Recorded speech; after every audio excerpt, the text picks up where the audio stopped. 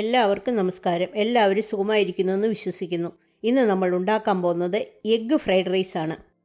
അതിനുവേണ്ടി ആദ്യം നമുക്ക് സ്ക്രാമ്പിൾഡ് എഗ്ഗ് ഉണ്ടാക്കാം. അതിനായി ഒരു പാത്രം ഗ്യാസിൽ വെച്ച് 1 ടേബിൾ സ്പൂൺ എണ്ണ ഒഴിച്ച് മീഡിയം ഫ്ലെയിമിൽ ചൂടാക്കുക. അതിലേക്ക് ബീറ്റ് ചെയ്ത 4 മുട്ട ഒഴിച്ച് 1/4 ടീസ്പൂൺ ഉപ്പും 1/4 ടീസ്പൂൺ കുരുമുളക് പൊടിയും ചേർത്ത് സ്ക്രാമ്പിൾഡ് ചെയ്തെടുക്കുക.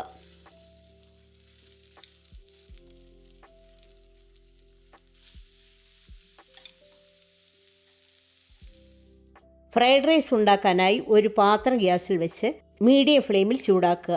അതിലേക്ക് 2 ടേബിൾ സ്പൂൺ എണ്ണ ഒഴിച്ച് നന്നായി ചൂടാകുമ്പോൾ വെളുത്തുള്ളി വളരെ ചെറുതായി അരിഞ്ഞത് 2 ടീസ്പൂൺ ഇട്ട് 30 second മൂപ്പിക്കുക.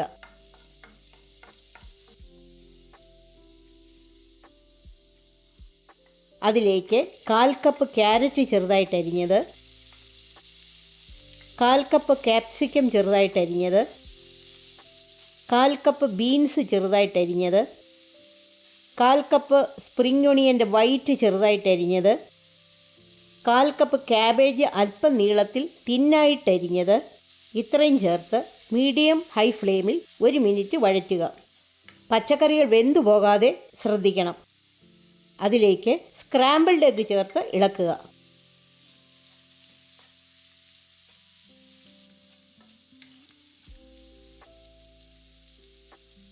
Soy sauce 2 teaspoon, chilli sauce 2 teaspoon, ഇത് രണ്ടും കൂടി ചേർത്ത് നന്നായിട്ട് മിക്സ് ചെയ്യുക.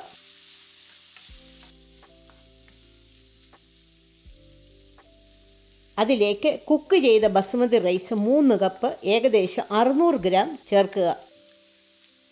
1/2 ടീസ്പൂൺ കുരുമുളക് പൊടിയും ചേർത്ത് മിക്സ് ചെയ്യുക. എങ്ങനെയാണ് ബസ്മതി റൈസ് ഉണ്ടാക്കാമെന്ന് ഞാൻ ഡിസ്ക്രിപ്ഷൻ ബോക്സിൽ ലിങ്ക് ഇട്ടുതരാം. മിക്സ് ചെയ്ത റൈസിലേക്ക് സ്പ്രിംഗ് ഒണിയൻ്റെ ഗ്രീൻ 1/4 കപ്പ് ചെറുതായിട്ട് അരിഞ്ഞത്, ആവശ്യത്തിന് ഉപ്പ്, ഇവ രണ്ടും കൂടി ചേർത്ത് നന്നായിട്ട് മിക്സ് ചെയ്യുക.